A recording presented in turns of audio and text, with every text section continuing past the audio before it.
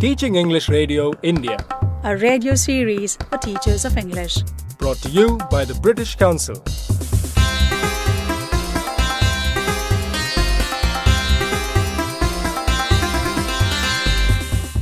Welcome to the program.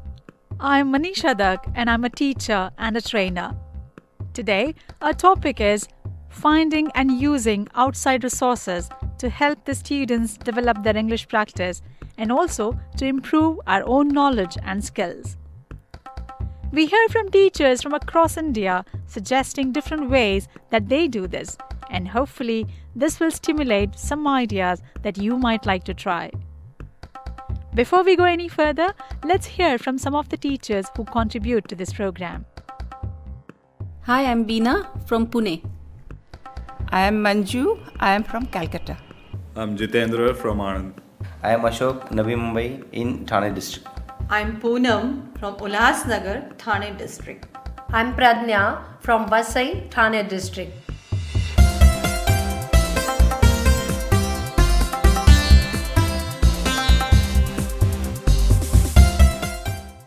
Our starting point for today is that both teachers and students need to take advantage of the world of English that is available to us here in India. This is what Mala recommends. There are so many opportunities to learn English because English is all around them.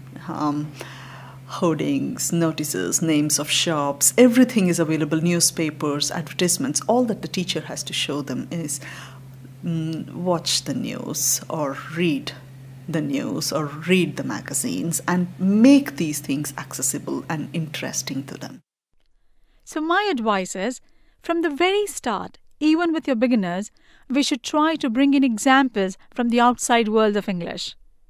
This teacher, Pradnya, points out some of the words that they'll already know.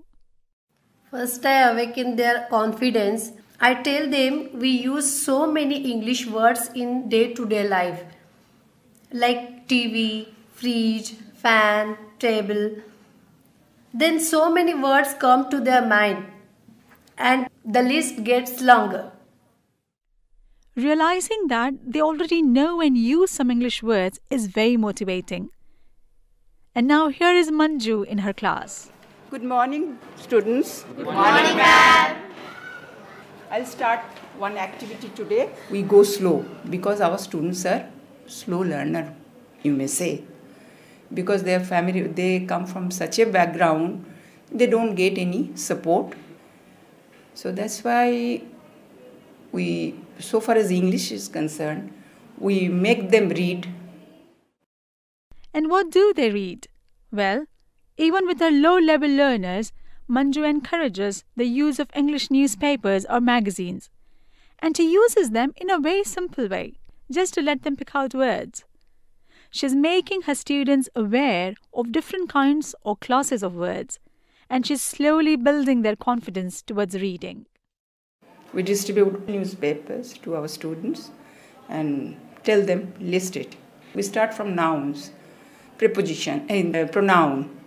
So our everyday progress is very little. But we make them read first because reading is the most important thing. So far as I am concerned, I am very much particular about the reading skill. Okay, students, thank you very much. But prepare your grammar very well because after 3 days you will be appearing for your exam. Okay? Thank you, ma'am. Best of luck.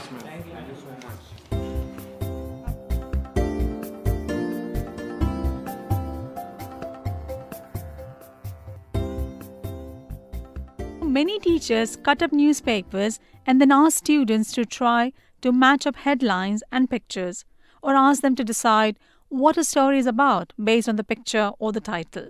Another simple idea is to show 2 different pictures and ask them to make up a story, working in pairs or small groups. What is important is that you're bringing examples of the world of English into your classroom. At higher levels, newspapers and magazines are a valuable source of subject matter for both vocabulary and for discussion. In order to get my students interested in a variety of topics, I have used newspapers as a reading resource quite extensively. Beena encourages her more advanced students to try reading English language newspapers, getting some ideas and words from them, and then she builds on it. These are useful because children, especially school-going children, don't take much interest in what's happening around them. That is current affairs, politics, and so on and so forth. The newspaper covers a lot of subjects like sports and several types of features and fashion and so on and so forth. Beena wants her students to be more aware of what is going on in the world. What I do is I put students into groups and they select a topic, say cuisine or fashion or fitness or spirituality or sports or something. And then they read the week's newspapers, say up from Monday to say Sunday, and the following week we take up each feature, and the students have researched something or created newspaper clippings, and they make a small presentation in front of the class. By encouraging her students to read features in the paper, Beena is preparing them to work quite independently.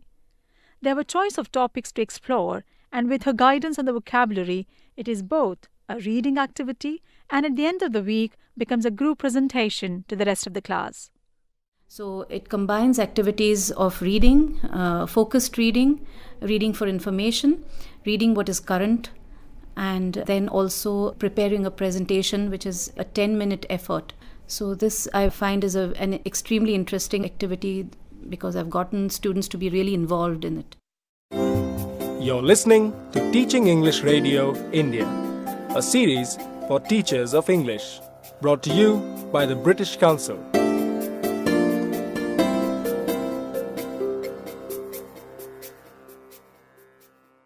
Today we are discussing outside resources that we can use for teaching and learning, and we have heard some examples using newspapers and magazines. Do you need help looking for these outside resources? One suggestion is that you ask your students for help. Your students will tell you what they can listen to or watch when they are out of school. Ask them if they have access to TV or films or radio or recordings of different kinds. Together with your fellow teachers, make a list of what is available in school and outside and discuss ways you can use or follow up these different resources. And don't forget that we teachers, as well as our students, can use outside resources to keep developing our own knowledge and skills. We ask our students to go through and listen English songs which are very easy, simple words. We give them some simple practical knowledge. We give them some words. Teachers Poonam and Ashok talk about the great variety of English resources that they encourage their students to follow outside school and then discuss in groups when back in class. Radio programs. The children are listening in this program and they are improving themselves. That helps them to speak without making any mistake. They encourage them to listen to songs and radio programs, and there are other ideas. We ask them to watch cartoons, to listen to the news, English news, cricket, they are watching cricket, they listen to the commentators. Yeah, this is the way they can improve. Slowly and gradually they can improve their English. The key thing is to tie these rich experiences of English in the home with some follow-up activities in the classroom. And you need to do this in a way that includes all your students, not just those who have been able to watch or listen. Here is Mala again. Television almost exists in most homes these days.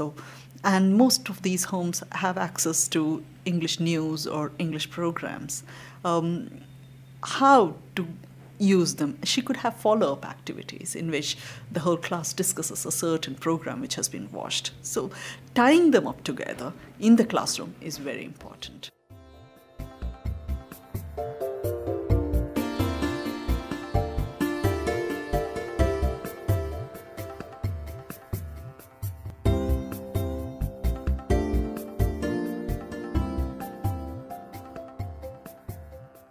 Although in this series we have focused mainly on low-tech solutions for teachers and learners, we all live in a world that is changing rapidly.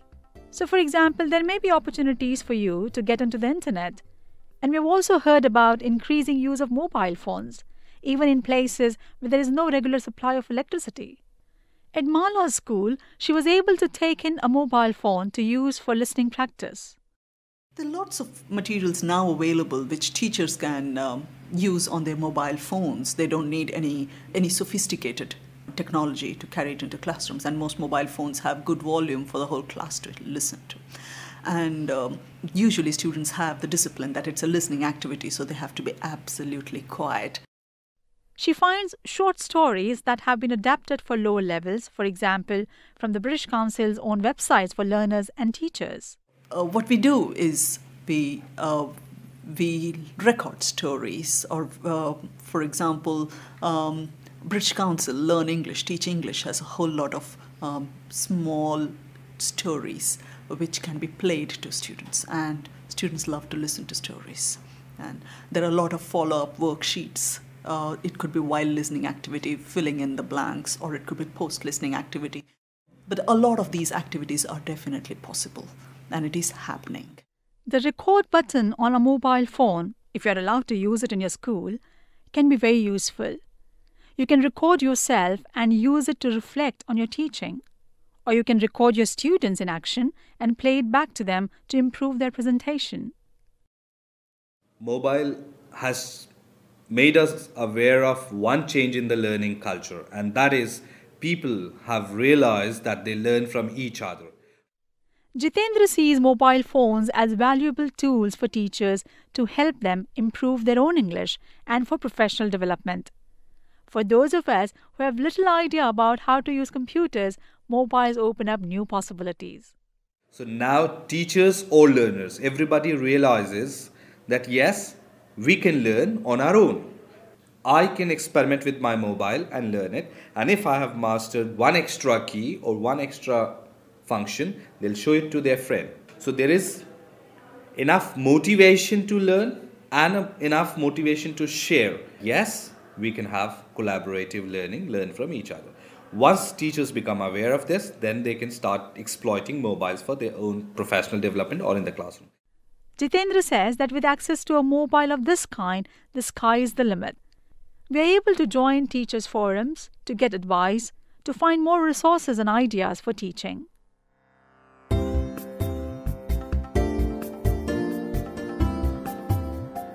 The world of technology is changing, and mobiles may be a useful tool that is coming our way.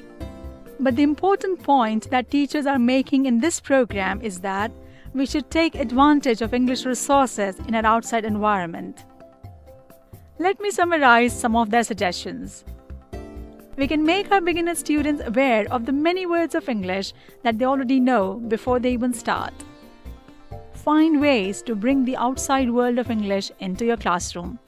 Pictures, adverts, and images from newspapers and magazines can be used in class for many simple activities. At higher levels, the topics covered in newspapers or magazines can stimulate discussion or be used for group reading and presentations to the class. It encourages students to be more independent. Ask your students what they can access when they are at home and discuss how to use outside resources with your fellow teachers. Why not invite a guest speaker to come and answer questions in your school? Teachers can encourage students to listen to radio, watch TV programs or films or cartoons and bring back their experience to the classroom later for group discussion or write-ups. One teacher uses a mobile phone as a way to play audio to her class. She downloads simple stories. Another says that things are changing fast and that mobiles are the future. We can use them to improve our English and for our own professional development. I hope these suggestions have given you a few ideas of ways to bring the outside world into your classroom and to keep up with events, or even the cricket. Share your ideas with colleagues. And don't forget to join us again for another edition of Teaching English Radio India. From me, Manisha Dag, goodbye for now and happy teaching.